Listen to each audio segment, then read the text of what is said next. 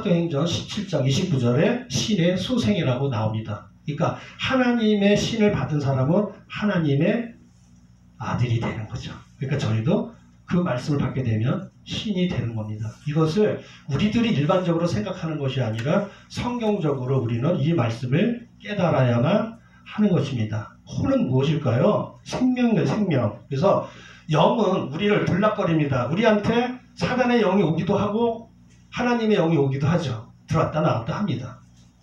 근데 혼은 만약에 나가면 육체가 죽게 되는 것이죠. 그 육이라고 하는 것은 영이 나가도 육이 죽어도 영은 죽지 않습니다. 그래서 이 내가 어떤 영을 받느냐가 굉장히 중요하다고 하겠습니다. 그렇다면 이 신을 어떻게 증명할 수 있냐면 세상의 지식으로는 할 수가 없죠. 그래서 신이 없이는 이 종교를 알 수 없듯이 이 종교도 우리가 하고 있는 이 종교도 또한 신이 없이는 할 수가 없습니다. 좀 지루하신가요? 목회자분들이 돼갖고 좀 학술적으로만 자꾸 얘기를 하고 보니까 되게 지루하신 것 같아요. 표정들이 굉장히 안 좋으십니다. 제가 다른 데 가서 이렇게 설교 안 해요. 재밌어요. 재밌어요? 네. 지식을 갈구하시는 분은 재미있으시고요. 그래서 종교에 대해서도 한번 생각해보면 글자 자체를 이렇게 보면 으뜸종자하고 가르칠 교자에서 하늘의 으뜸 가르침입니다. 그래서 하늘의 으뜸 가르침은 뭐냐면 우리들이 이 세상에서는 해결할 수 없는 생로병사를 알려주는 것이 종교를 하겠죠. 그래서 이 하늘에 두 존재가 있다. 악한 존재와 선한 존재가 있기 때문에 이것을 알려주고 너희는 선한 존재를 택하여서 악에서 벗어나 구원을 얻어라. 이게 종교의 전부입니다, 사실. 이것을 깨달아야만 우리는 하는 것이고요. 그래서 하나님께서는 제일 처음에 아담에게 생기를 주었죠. 그리고 그는 생명이 되었던 것입니다. 그런데 문제는 뭐냐면 사단의 영이 미혹을 받아서 마음이 두 가지가 됐어요. 이 마음이 두 가지가 되니까 혼돈이 오기 시작합니다. 하나는 불안과 또 하나는 고통이 오기 시작했던 것이죠. 그래서 다른 신을 섬기게 되므로 우리한테 이제 죄가 들어오게 되는 것입니다. 이 죄가 들어오게 되면 무엇이 문제냐면 우리가 원래 원죄가 있고 그 다음에 유전죄가 있고 자범죄가 있는데 점점 수명이 짧아집니다. 창세기 6장 3절에서 보면 수명을 120살로 했지만 한참 후에 시편 90편 10절에는 70에서 80세로 더 낮아지게 됩니다. 그래서 영생을 하려면 어떻게 돼요? 의인의 피가 필요하겠죠. 의인의 죄값을 치를 만한 것이 이제 필요하게 돼요. 그래서 창조주 하나님과 생명이신 하나님과 다시 하나 되어야 우리가 죽지 않게 되는 거예요. 지금은 사단이 이 공중 권세를 잡고 있기 때문에 우리는 죽을 수밖에 없지만 우리가 이제 말씀을 깨닫고 죄를 벗어나게 되면 하나님이 함께 하셔서 우리는 영생할 수 있게 되는 겁니다. 그래서 다시 하나가 되는 것을 우리 영어로 릴리전 그래요. 라틴어인데 리는 다시고 리전은 리가레라는 말이죠. 다시 묻다, 하나 되다 이제 그런 뜻이 되겠습니다. 그래서 하나님께서는 이제 우리가 하나 되기 위해서는 제일 먼저 해야 될 게 뭘까요? 바로 인간의 죄를 해결해야만 하는 것이죠. 이것이 가장 어렵습니다. 그래서 인간의 죄를 해결하기 위해서는 뭐가 필요했을까요? 죄 없는 사람이 필요했죠. 그래서 마태복음 1장 18절과 21절에서 본 바 하나님께서는 성령으로 누구를? 예수님을 잉태하십니다. 그래서 마리아가 요셉과 동거하기 이전에 이미 성령으로 잉태되었다는 것을 알 수 있고 21절에는 예수님의 뜻을 뭐라고 했냐면 죄에서 구원할 자라고 표현하고 있습니다. 아까 기도를 해주셨던 목사님께서 해주신 말씀이 지금 이 말과 이제 겹쳐지는데요. 그래서 이 사역을 하면서 명절 큰날은 6월절과 안식일이 겹쳐진 그런 날이죠. 그런 명절 끝날에 요한복음 7장 37절에서 39절에 보면 많은 사람들 두고 예수님이 이렇게 얘기하십니다. 나를 믿어라. 믿으면 내 배에서 생수의 강이 흐를 것이다. 이렇게 얘기합니다. 그리고 그 밑에 뭐냐면 아직 예수님이 영광을 받기 전이므로 성령을 받지 못한 때이다 이겁니다. 그걸로 봤을 때는 무엇이냐면 성령이라는 것은 죄사함을 먼저 받은 후에야 임할 수 있다는 것을 알 수가 있겠습니다. 그래서 사도행전 1장 5절에서 8절에서 보니까 예수님께서는 이제 십자가에서 부활하시고 난 후에 승천하시기 전에 그 제자들에게 얘기를 합니다. 너희들이 이것은 이제 마가복음 1장 8절에서도 있는 얘기인데요. 세례 요한은 물로 세례를 줬지만 예수님은 뭘로? 성령으로 세례를 준다고 하셨습니다. 그래서 너희가 그 성령을 받게 되면 뭐 하라고? 땅 끝까지 가서 내가 다시 올 것을 증거하라는 것입니다. 여러분, 성령을 준다는 게 그냥 기쁜 일이 아니에요. 할 일이 있을 뿐입니다. 그 할 일이 뭐였어요? 예수님이 다시 오실 때 모든 것이 이루어진다는 것을 준비하라는 의미였던 것이에요. 우리는 그런 것도 모르고 성령만 받으면 좋은 줄로 알지만 성령 받았다는 그 자체는 나에게 할 일이 생겼다라는 것입니다. 그래서 결국 사도행전 2장 1절에서 4절에 보니까 성령이 제자들에게 불같이 임해옵니다. 그러면서 그들은 각 방언을 하기 시작합니다. 여러분 착각하지 마세요. 우리 얼랄랄라 하는 그런 방언이 아니라 실제로 그 나라의 말들을 하는 겁니다. 한 번도 그 말을 배운 적이 없는 사람들이 그 능력을 입고 그걸 한 겁니다. 그 이유는 뭘까요? 땅끝까지 말을 전하는, 그때는 어학이 발달되지 않아가지고 그 능력을 줘서 생전 처음 있는 그 사람들과에도 하나님의 복음을 전하고 다시 오실 것을 알려주는 그 역할을 한 것이 바로 성령이었다라는 것도 알았으면 좋겠습니다. 아멘. 자, 그렇다면 이 죄라는 걸 한번 생각해 봐야 돼요. 죄. 이 죄라는 것이 우리가 돈이나 명예나 그 다음에 어떤 지식으로 죄사함 받을 수가 있을까요? 없습니다. 뭘로 가능할까요? 십자가하고 예수님의 피일 뿐입니다. 자, 이 왜 피가 그런 역할을 해야만 하는지 한번 볼게요. 레위기서 17장 11절에서 보니까 피는 육체의 생명이라고 나옵니다. 그리고 뒤에 뭐라면 피가 죄를 사하여 준다 했어요. 그런데 히브리서 9장 13절에서 보니까 이 피는 뭐 한다고? 육체를 정결하게 한다. 이런 의미를 갖고 있어요. 그러나 히브리서 10장 4절에 짐승의 피로는 죄사함을 받을 수 없다. 이렇게 돼 있어요. 그래서 결국은 예수님의 피로에 의해서만이 우리는 뭐 할 수 있어요?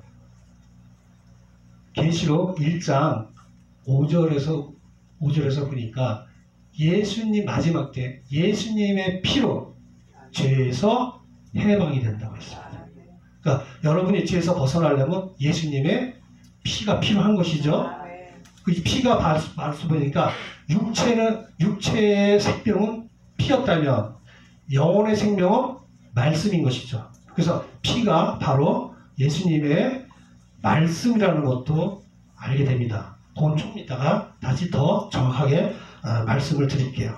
어쨌든 십자가를 지심으로 우리가 죄사함을 받을 수 있는 길이 열린 것입니다. 이미 죄사함 받은 사람들은 다 하늘로 연기 하늘로 갔죠. 우리가 죄사함 받은 것이 아니라 이제 죄사함을 받을 수 있도록 해야 하는 거예요. 히브리서 9장 28절에 보니까 예수님이 옛날 2000년 전에는 죄 있는 자들에게 왔지만 내가 다시 올 때는 죄와 상관없는 자에게 올 것을 약속해 놨다는 것도 아셔야만 합니다. 그래서 그러면 그 예수의 피에 대해서 다시 한번 정리를 해볼게요. 그리고 그것을 이루기 위해서 예수님께서는 새 언약을 하십니다. 마태복음 26장 26절에서 29절에서 보니까 이 포도주를 놓고 내가 하나님이 임할 때까지 이것을 다시는 먹지 않겠다. 그 얘기는 뭐냐면 하나님이 임하실 때 뭐 한다? 포도주를 먹게 된다 이겁니다. 자 보세요. 이 포도주가 도대체 뭐냐? 모세 때 출애굽하기 전에 유월절을 맞이해서 어린 양의 피와 살로 유월을 하죠. 패스오버, 죽음에서 살아나는 겁니다. 그리고 예수님 때는 예수님의 하시는 말씀을 듣고 예수님의 앞으로 나온 사람들이 유월이에요. 그것은 구약의 말씀을 이루신 걸 듣고 믿는 자들이 유월을 한 겁니다. 그러면서 또 유월절날 무슨 약속을 하시냐면 너는 실제로 어린 양의 피와 살을 이렇게 먹지 말고 뭐 하라고? 떡과 포도주를 먹고 기념하라. 언제까지? 하나님의 나라가 임할 때까지. 그 하나님 나라가 임할 때까지 떡과 포도주를 먹어야 돼요. 하지만 때가 되어서 그 피와 포도주가 무엇인지 알게 되면 어떻게 돼요? 그것을 먹지 않고 이 말씀을 지키면 되겠습니다.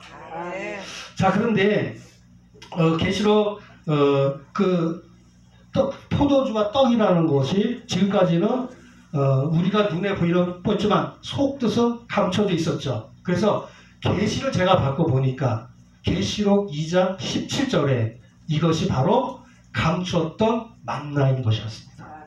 그리고 계시록 5장 9절에서 10절을 보니까 지금까지는 알 수 없었던 묵시, 이 말이 인을 떼기 시작해요.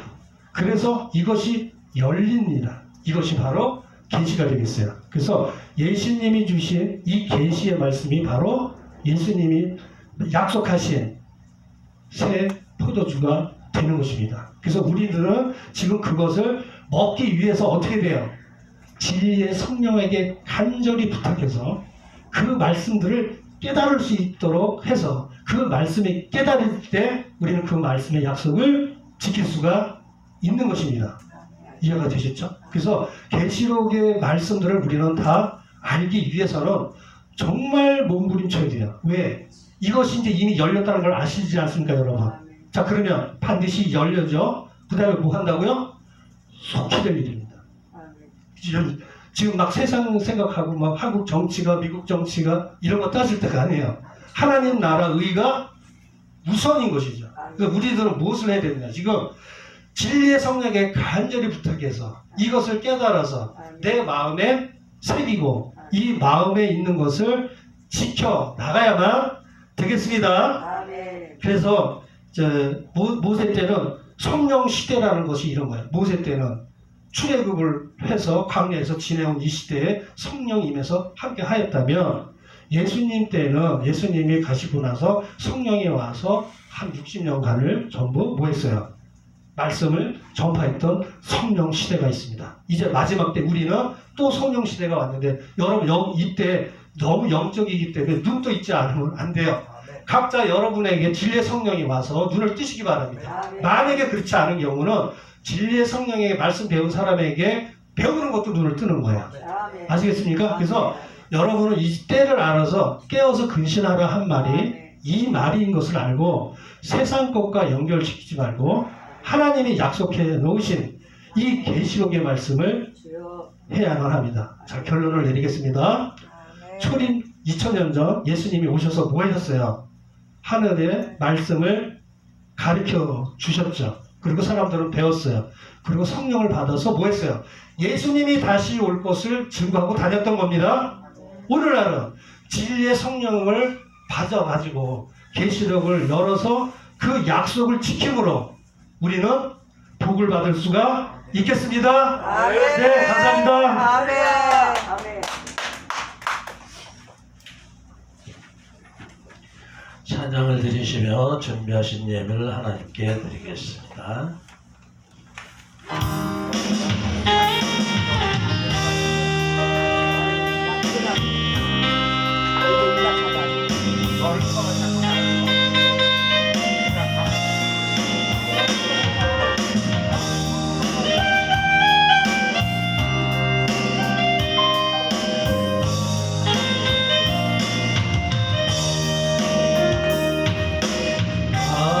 한번 드린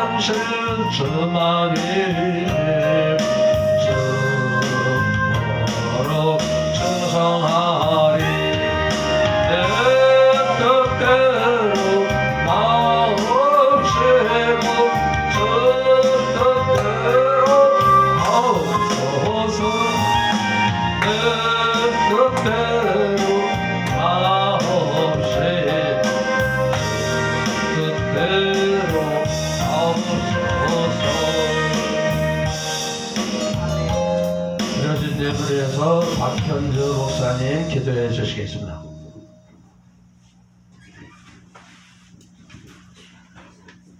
아버지 하나님, 오늘도 저희들 또 이 기생을 축복하시사 죽을 수밖에 없는 저희들 불러 모아 주셔 이렇게 예배드리게 하심에 참으로 무한 감사와 영광을 올려드리옵나이다.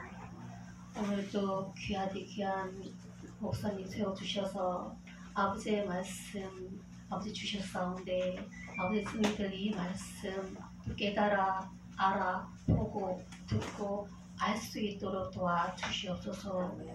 주여 주여 하는 자마다 천국에 들어갈 것이 아니라 하셨습니다.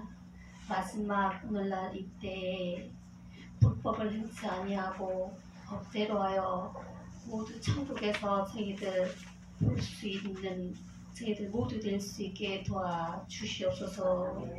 아버지께서 열어서 보여주시고자 하시는 이 말씀 저희들 알 수 있도록 이 시간 하늘에 힘센 천군 천사와 영들 함께 돌보시켜 주시사 알게 하여 주시옵소서. 오늘도 주님 앞에 드린 이 예물이 아버지의 나라가 확장되며 아버지의 나라가 이루어나갈 수 있도록 도우시고 함께하여 주시옵소서. 이 손길 아버지께서 30배, 60배, 100배의 결실을 맺을 수 있도록 아버지 도우시고 함께하여 주시옵소서. 아멘. 예수님 이름으로 기도드렸사옵나이다. 아멘.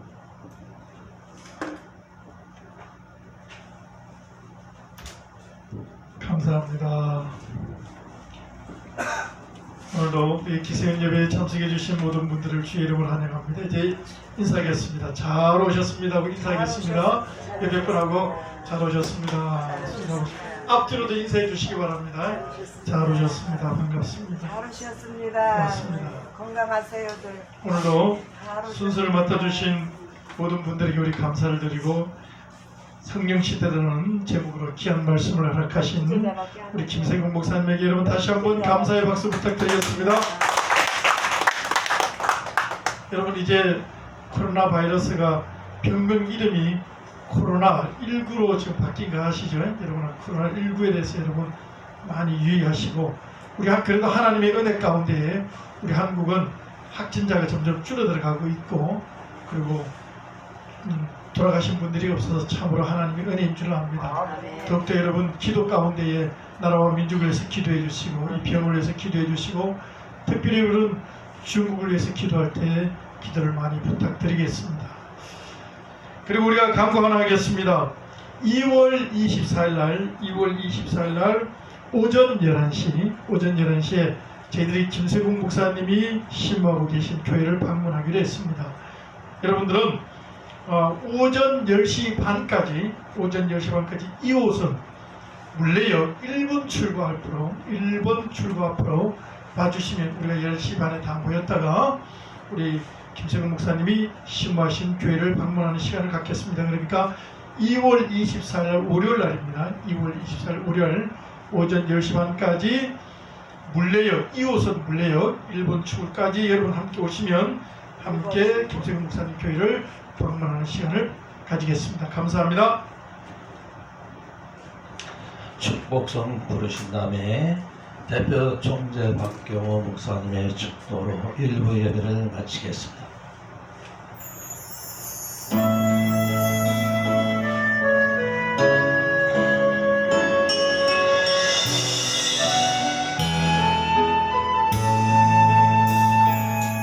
하나님 기세연을 축복하소서. 하늘의 신령한 복으로 하나님 기세연을 축복하소서. 땅에 기름진 복으로 가득히 채워주소서. 가득히 채워주소서. 주님의 사랑 주님의 사랑 주님이 주시는 기쁨 자성대로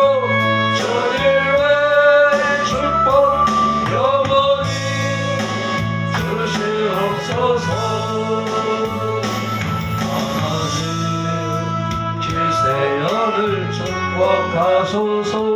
성령의 충만한 복으로 하나님 기세연을 축복하소서. 만사형통한 복으로 가득히 채워주소서. 가득히 채워주소서. 주님의 사랑, 주님의 평안, 주님이 주시는 기쁨, 사성대대로 주님의 축복 영원히 주시옵소서.